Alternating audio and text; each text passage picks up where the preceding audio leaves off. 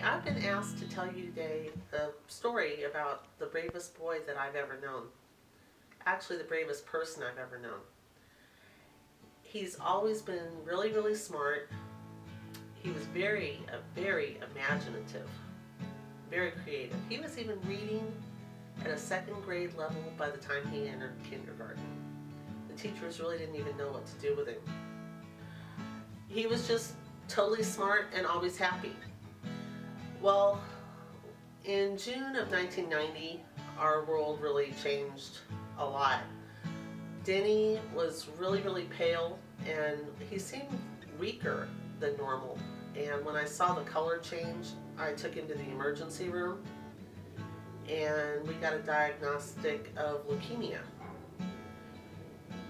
But from that point on, our family was catapulted into kind of a literal whirlwind. Denny would spend the next few months in the hospital. He was always happy. He never showed any signs of fear going through it. He went through spinal taps and chemo treatments and all sorts of things. And it was really cute just to show you what kind of a person that he was. He would always go into the toy box after a spinal tap, and he would get the opportunity to pick out a toy. And so he would usually pick the toy out and give it to somebody else, like his little sister or maybe a brother. He was always thinking about other people. And from that point on, for the next few weeks, he would be in UCSF in a sterile room. So that meant his computer had to be sterilized, his toys had to be sterilized, everything had to be sterilized. I'll never forget going up there on Christmas Day and entering the elevator with the sounds of "O Come All Ye Faithful" going through the hospital lobby as we were going to go spend Christmas with Danny.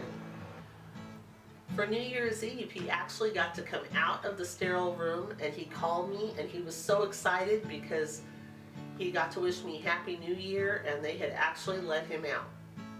So the first week of January, he was released, and he got to come home and be with his family. In March of 1991, he was readmitted to the hospital, and we found out that he had relapsed and that he had pneumonia. When Denny exited this world, he exited hooked up to 3 IV poles, and he was wearing a diaper. He was 10 years old, but he never showed any signs of fear. He never cried, and he never said, "Why me?" He accepted it. And he wasn't afraid because he knew that if God chose to take him, he knew he would be with Jesus.